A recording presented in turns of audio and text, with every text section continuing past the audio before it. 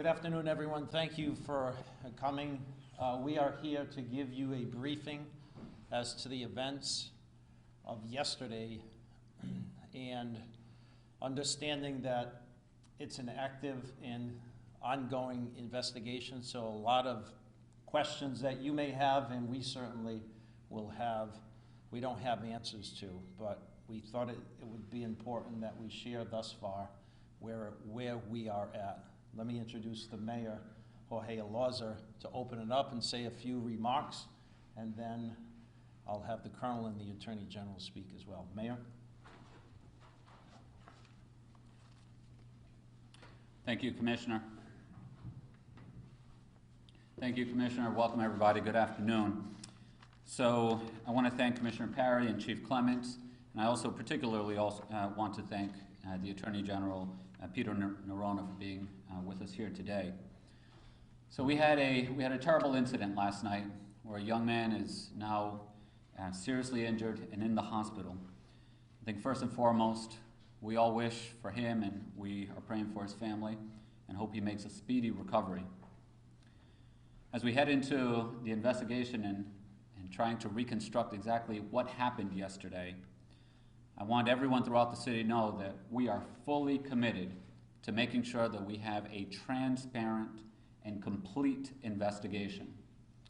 And as this investigation and the process develops, as we reconstruct the scene, talk to witnesses, gather up any and all video that's out there, we're going to make sure that we communicate as frequently as possible with the community and the public about this.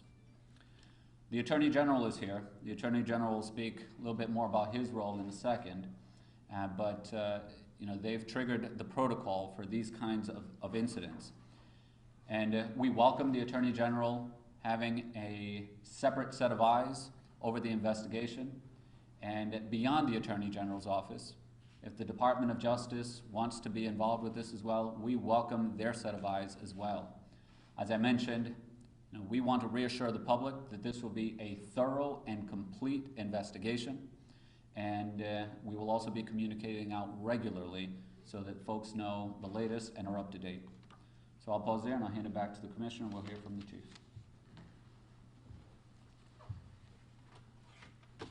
Thank you, Mayor. And so the officer that was involved is a 6-year officer, Officer Kyle Andres. He's on administrative duty, which means that he'll be coming to work but be on a desk assignment until we complete the entire investigation. We'll touch on a couple things. If there's anyone out there that has video, whether it's a security video from your home or from the business, or you have video from your iPhone or any other device, we're asking for people to give us any video that exists out there as we try to get all the information and everything that happened leading up to and including the point of contact and how this young man suffered the injuries that he did. As the Mayor said, and I appreciate the Attorney General being here, he and I spoke last evening, and we continue to both collaborate and be involved in the inquiry and investigation. His office will be very much involved as the protocol that has been set for years ago is in place, and we'll also have the state police be joining for their expertise. We have begun yesterday through the night and continuing today in an accident reconstruction effort, which means that our officers will try to recreate the circumstances and with the evidence that's at the scene, understand what happened, why it happened, to include everything forensically so we can independently determine what exactly happened. So that's going to take some time, as we have some digital black box out of our patrol car that we're seeking and looking to download that data. It may be in there, it may not, depending on the crash, along with other functions that they do, so scientifically they can give us a reconstruction of everything that happened to the best of their ability.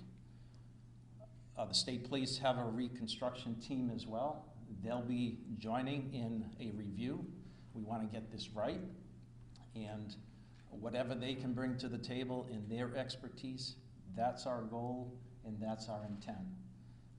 I'll predict it'll take them at least 2 weeks before they complete their review, and it'll probably take us months as we send evidence out to the lab for analysis.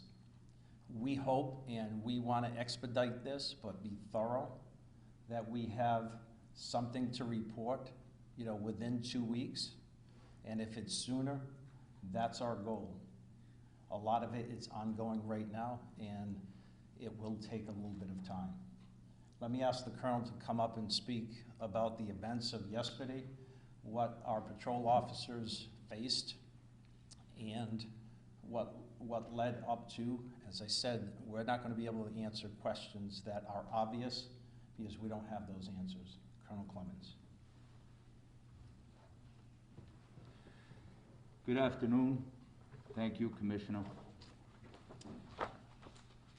Nothing good comes from a young man sitting in the hospital, sitting with a very serious injury from a tragic event. So, up top, thoughts and prayers from this department to his family and his friends, genuinely. So about 15:24 yesterday, 15:24 hours, which is 3:24 in the afternoon, the call started coming into Providence Police Command Dispatch. There were several calls. By the end of the event, there were over 25 separate calls for large groups of ATVs, dirt bikes, mopeds, motorbikes, scooters, and most of the calls indicated up to 300 of those vehicles. Those vehicles came into the city, left the city, and came back into the city. They traveled into Providence, Johnston, Cranston, Situate, East Providence, Pawtucket, I-95, Route 6. When they came back into the city later in the afternoon, they came through several neighborhoods: India Point, Fox Point, Henderson Bridge, Blackstone Boulevard, North Main Street, Canal Street, downtown, Cranston Street, Westminster Street, DuPont, Niantic, and eventually Elmwood Avenue. These vehicles, as we've seen, unfortunately, it is a huge challenge that not only this police department, but police departments in cities around the country and neighboring municipalities to the city of Providence face. It is a significant challenge with no magic solution.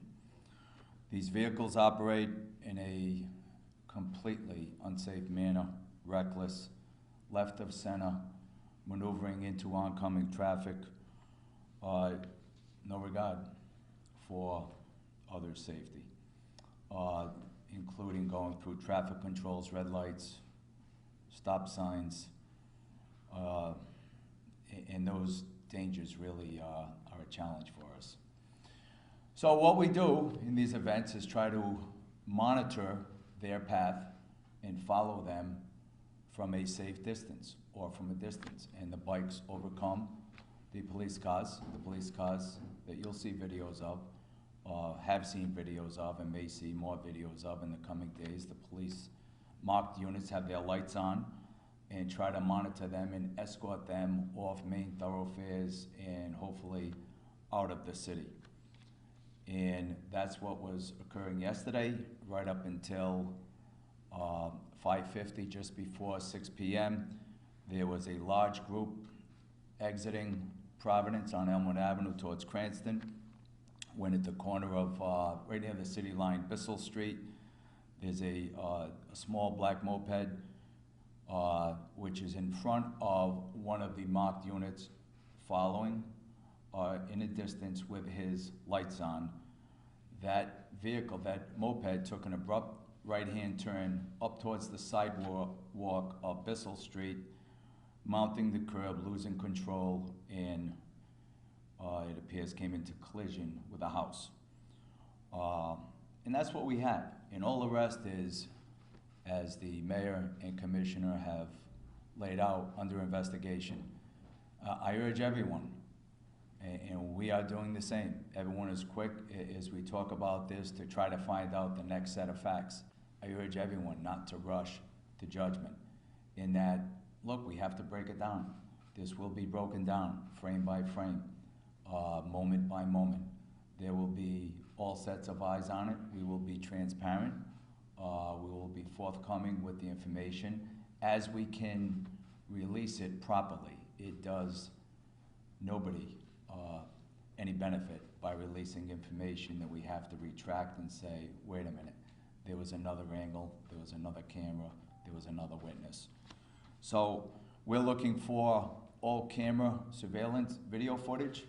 We're looking for any witnesses with any cell phone footage of this particular event.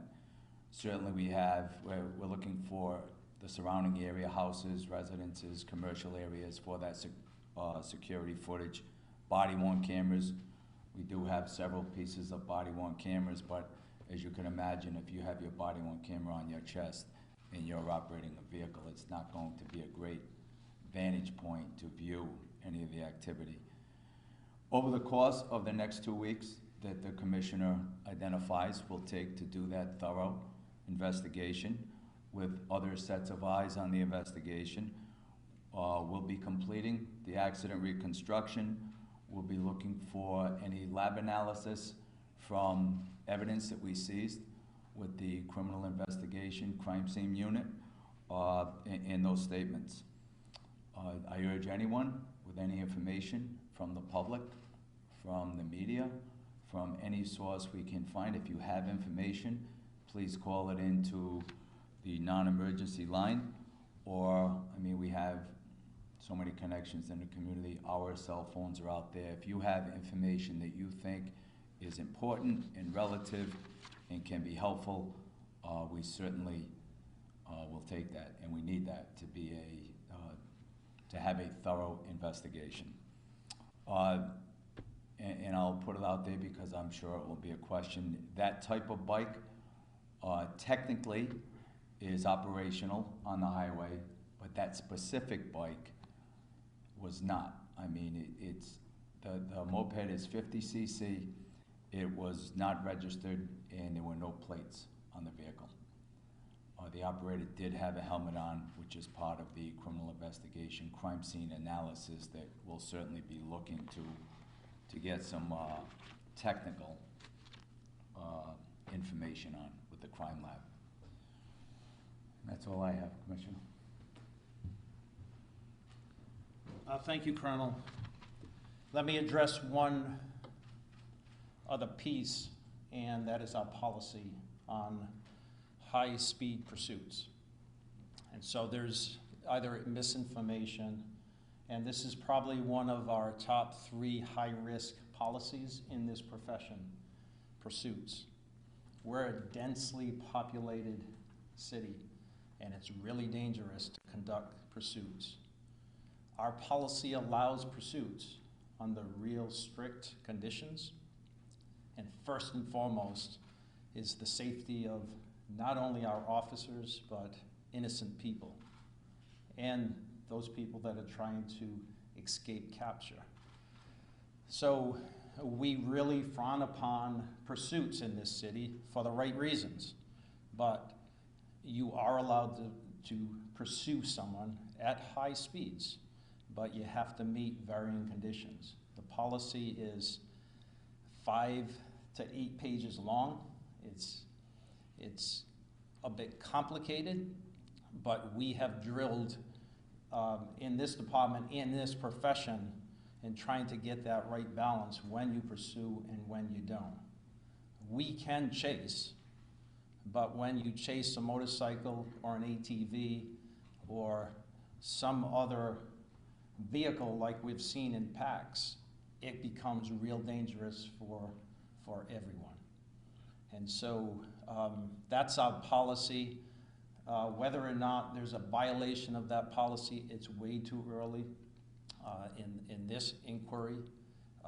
It's something that we certainly would look at because the safety of everyone, police, community, innocent bystanders, is first and foremost. So with that, Rich, yes. just one thing I wanted to add before Yes. we go to questions.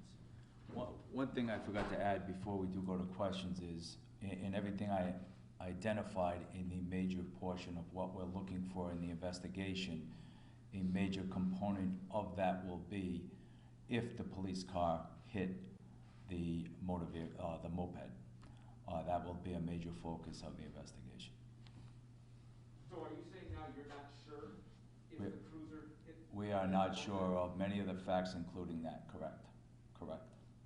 Chief, you mentioned the point of contact. Hold on one second. We're going to get back to questions. Let me just finish and let the Attorney General come up and say a few words, because we've set a protocol before the Attorney General was elected, and it's been in place for 10 years. And that protocol is a condition in which we have a review and we have the Attorney General lead cases where serious bodily injury or death has occurred in the apprehension or in custody, along with use of force that he has expanded, most recently for this protocol. A protocol that has worked, a protocol that this department has endorsed.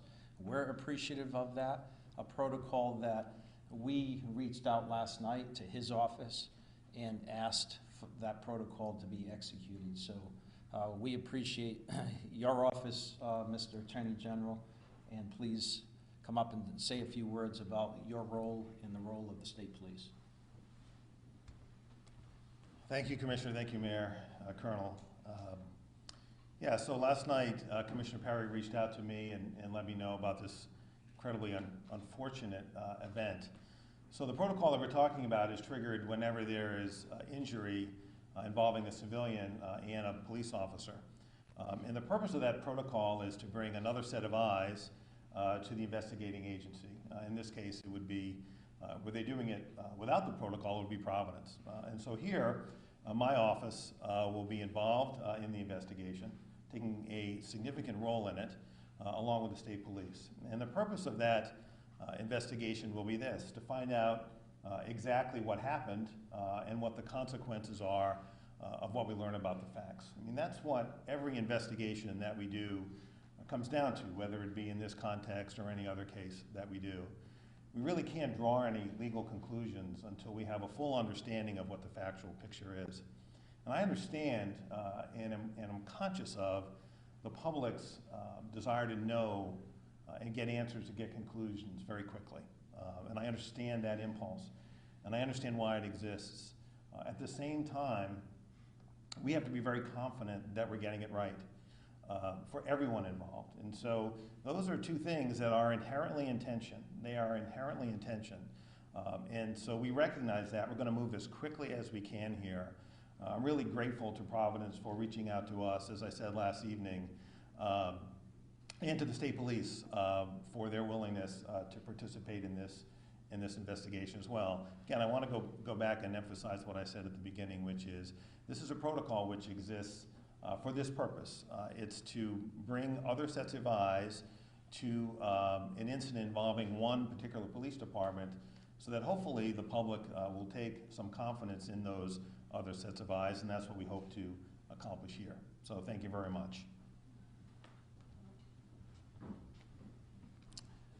We'll open it up to some questions, understanding that I don't want to frustrate you and just tell you it's under investigation, but most of the particular questions that you may have, we don't have answers to, and it is an active investigation.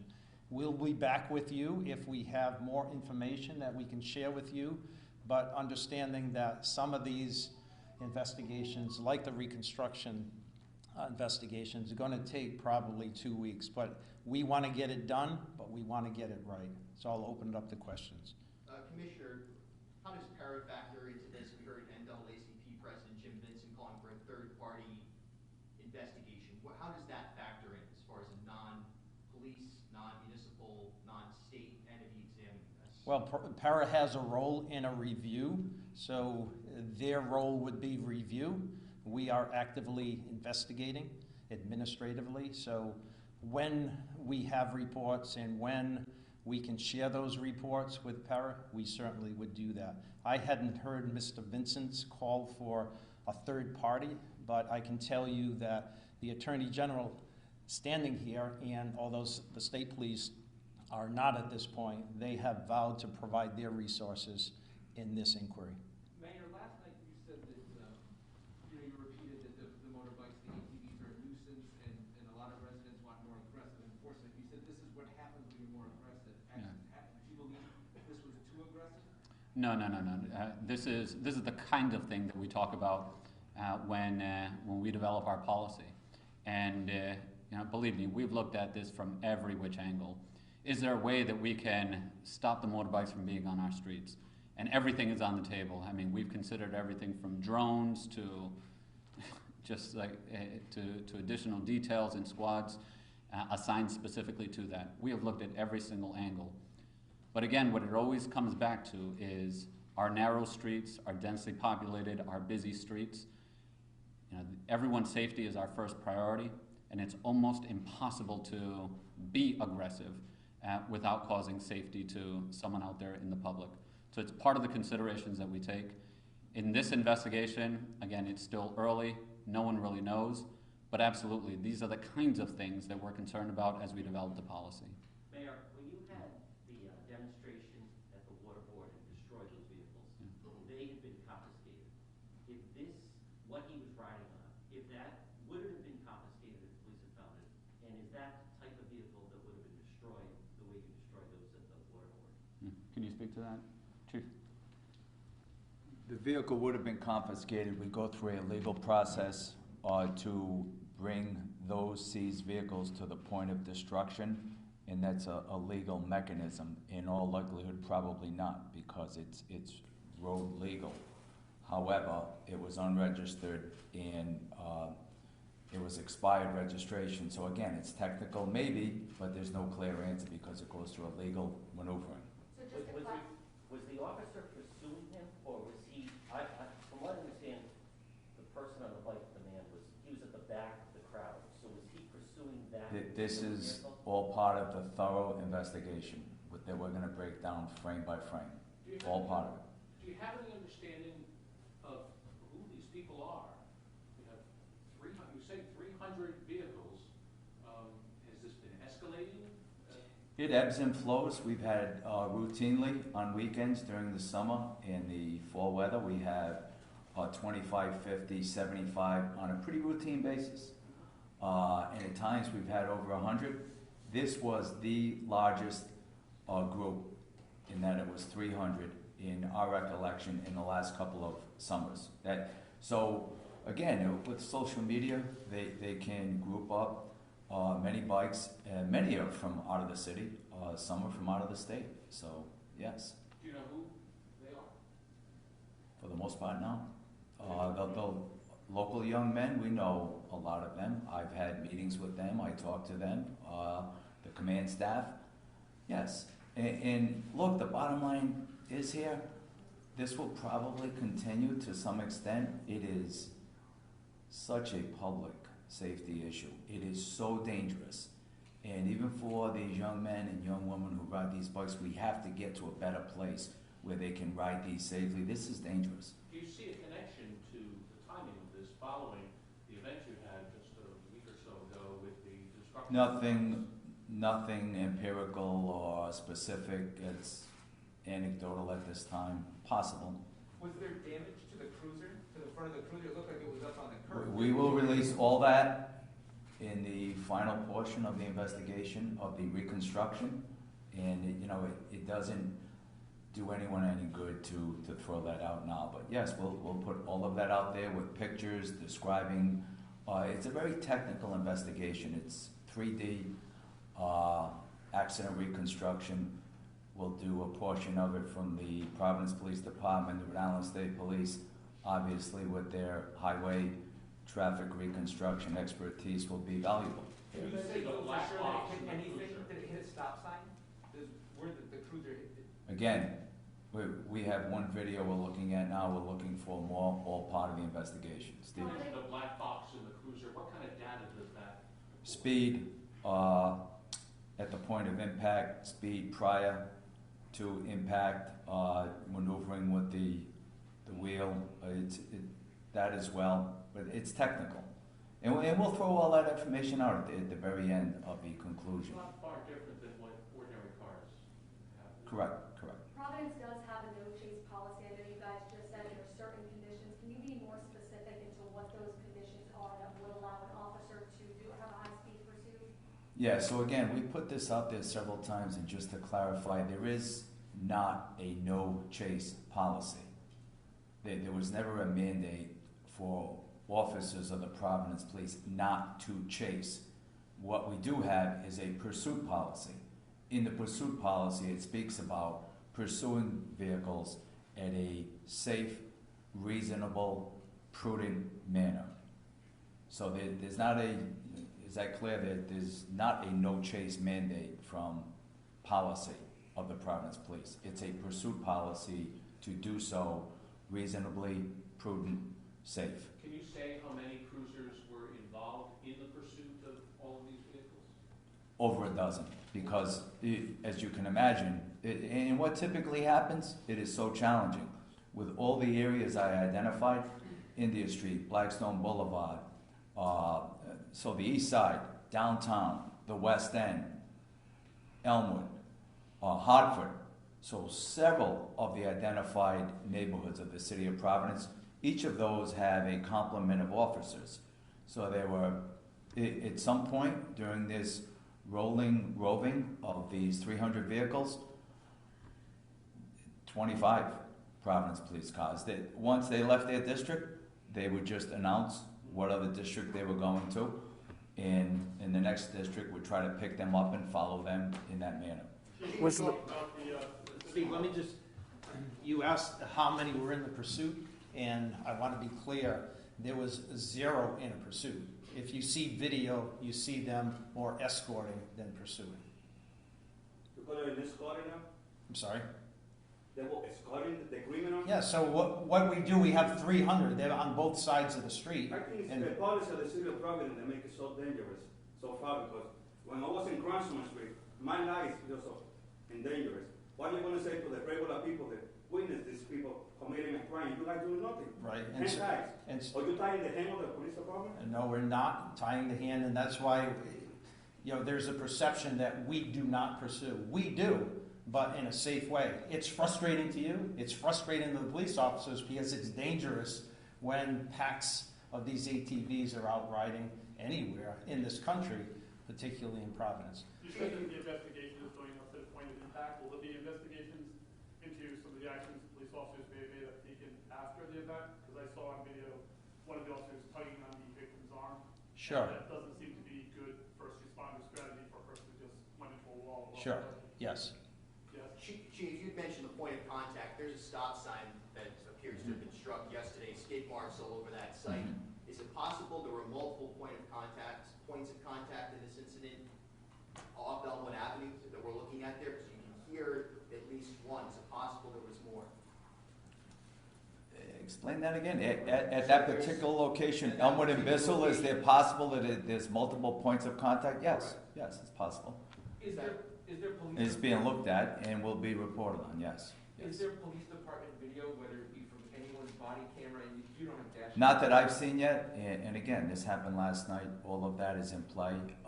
We're hopeful some of the body-worn camera captures some of that nearby vicinity event. So if an officer is driving, Right. would the body camera be on at that point because they were involved in something actively going on? Some are, yes, as they know they're getting close to a point possibly of a stop or an apprehension, yes. So to be clear, you don't know. Questions after this one. This is it.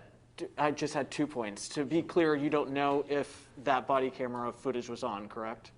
You don't know if the We do officer... have several pieces of body-worn camera footage. Okay. And as far as whose body-worn camera, you know, right now we're not reporting that, but yes, we have several. And then